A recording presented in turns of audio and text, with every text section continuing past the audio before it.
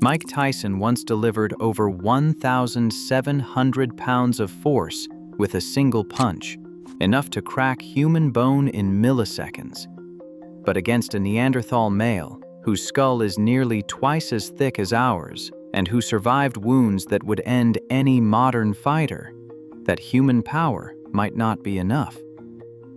What really decides a fight between our species' deadliest boxer and the most brutal survivor evolution ever produced? And is anyone actually prepared for which one walks away? At his physical peak, Mike Tyson measured 5'10", weighing 218 pounds, with a 71-inch reach. By the late 1980s, he was 37-0, with 33 of those wins coming by knockout, an 88% knockout rate that put him in a class by himself. Tyson's punching power was not just a myth. Controlled tests and biomechanics studies put elite heavyweight punch force in the 1,500 to 1,800 pound range. Tyson lived at the top of that range. In the ring, his hands moved faster than most eyes could track, with delivery in under 200 milliseconds from guard to target, faster than the average person can even process a visual cue. But raw numbers do not explain how he turned that speed and power into results. Tyson's daily training under Custamato was a closed system: early morning road work, hours on the heavy bag, endless head movement drills, and sparring rounds against bigger, older fighters. Every movement was engineered for maximum force in minimum space. The peekaboo style kept his guard high and his head in constant motion, making him a nightmare to hit and a missile on the counter. Tyson drilled combinations, left hook to the body, right uppercut to the chin, until they fired like muscle memory, with no wasted motion. His fight intelligence was built on obsessive film study and psychological drills, learning to spot openings in fractions of a second. When the bell rang, Tyson did not just hit hard, he landed first, landed clean, and finished before the other man could adapt. In his first 28 fights, 26 ended by knockout or technical knockout, 16 in the opening round. The numbers tell the story of a fighter who operated at the absolute ceiling of human speed, power, and technical efficiency. A typical male Neanderthal stood about 5'5" and weighed between 170 and 200 pounds. That puts him on the shorter side, but what matters is the density and distribution of mass. Neanderthal bones are thicker and denser than any modern athlete's, with broad shoulders, a barrel-shaped chest, and short, powerful limbs. Their muscle attachment sites, visible as pronounced ridges and flares along the humerus and forearm, signal a level of upper body strength that outpaces even today's strongest men. Emphasis, scaling from fossil scans, points to muscle cross-sections far greater than modern averages, especially in the arms and hands. The skull is a fortress. CT scans show the cranial vault in key regions, like the brow and occipital bun, can be up to twice as thick as a modern human's. The frontal bone alone is often over a centimeter thick, creating a sort of natural helmet. This wasn't just for show. Fossil trauma tells the rest of the story. Shanidar I, an adult male found in Iraq, survived a crushing blow that caved in part of his face, left him blind in one eye, and left his right arm withered and mostly useless. He lived with this damage for years, possibly decades, and kept moving through a world where every hunt was a life-or-death contest. Other Neanderthal skeletons show similar patterns, with multiple healed fractures, rib breaks, and limb injuries. Their pain tolerance and recovery capacity were on a scale modern humans rarely encounter.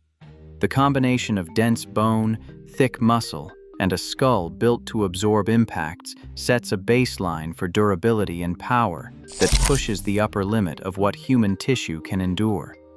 This is the raw physical template Tyson would have to break through. Stocky, compact, and engineered by evolution for survival in the harshest conditions imaginable. A Tyson uppercut is more than just muscle. It is a physics problem solved in real time.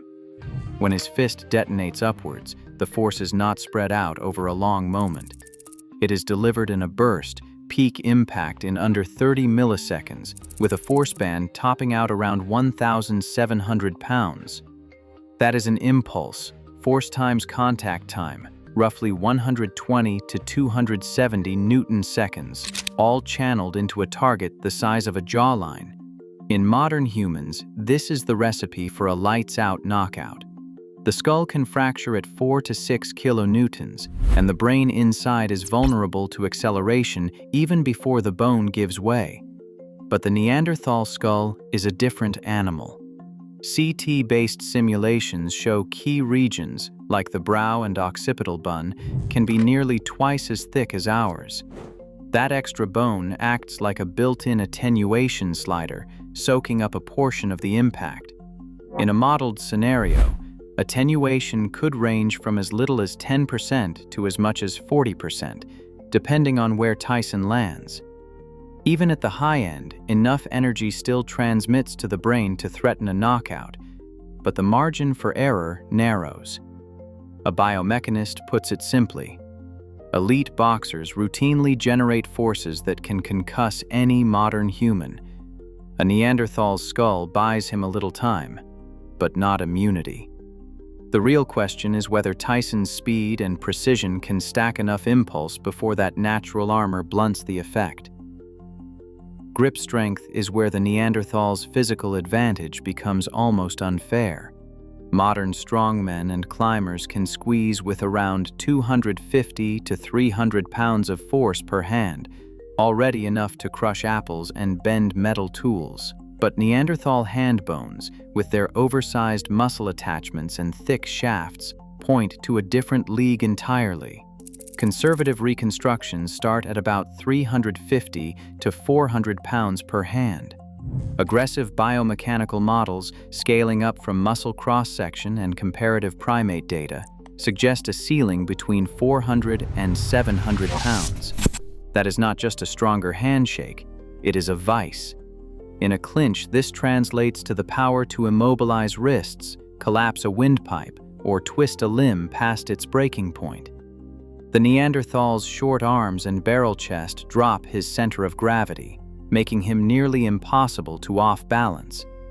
In close quarters, leverage shifts fast.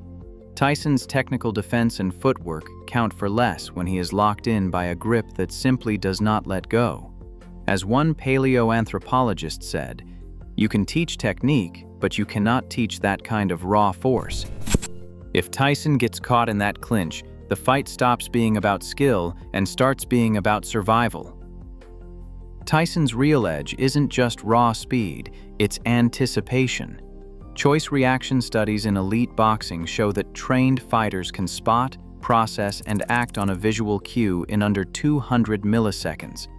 That is not just reflex, it is pattern recognition built from thousands of hours of reading tells, shoulder twitches, weight shifts, the blink before a jab. For untrained fighters, even basic reactions lag behind, often over 300 milliseconds. In a fight, that difference means Tyson lands while the other man is still deciding what is coming. The Neanderthal, for all his brute power, faces a problem no animal or rival ever posed: a human who attacks with feints, angles, and split-second timing. The first minute is a live experiment in adaptation. Tyson's brain runs a Bayesian update with every twitch from his opponent, testing scenarios like slipping left or feinting low. Every exchange is a data point. The Neanderthal, by contrast, is forced to react to a moving target he has never seen. That 30 to 60-second window is where fight IQ can be lethal. As one boxing coach put it, you do not have to be faster than the other man's hands. You just have to be faster than his mind. When the rules are set, gloves, referee, 3-minute rounds, Tyson's advantage becomes almost insurmountable. The ring transforms chaos into a system Tyson understands down to the millisecond. His hand speed, clocked under 200 milliseconds, lands before the Neanderthal can even process the attack. Boxing gloves limit the damage from wild swings, and the referee breaks up clinches before raw strength can take over. Every exchange favors the fighter who can slip, counter, and place shots with surgical intent. In this scenario, Tyson's technical edge is amplified by the structure itself. He wins on speed, accuracy, and the ability to control every second of the engagement. Probability models that factor in ring rules, glove padding, and fight intelligence put Tyson's win rate between 85 and 95%. The Neanderthal's power and toughness are real, but within the ropes, Tyson dictates the outcome almost every time. Bare knuckle, no breaks, and no referee. The moment Tyson gets locked in a clinch, the Neanderthal's world-class grip takes over. Even the most optimistic models for Tyson cap his win probability at 45% in this scenario, and more often it sits closer to 20%. Neanderthal hands modeled at 400 to 600 pounds of squeeze per hand can immobilize or break bone before Tyson can escape. Skull attenuation models show that even if Tyson lands flush, a Neanderthal's cranial armor can soak up enough energy to keep him conscious longer than any modern fighter. Once the clinch is secured, skill and speed give way to raw force. Tyson is fighting not just a stronger opponent, but one designed to survive and finish close quarters violence. In a no-rules fight, the ODDS swings sharply toward the Ice Age survivor. Today, our limits are defined less by muscle than by adaptation. As technology accelerates, the gap between brute force and human ingenuity only widens. The real contest isn't Tyson versus Neanderthal. It's how evolution continues to shape what strength means now. What would survive in your world? Let's hear your take below.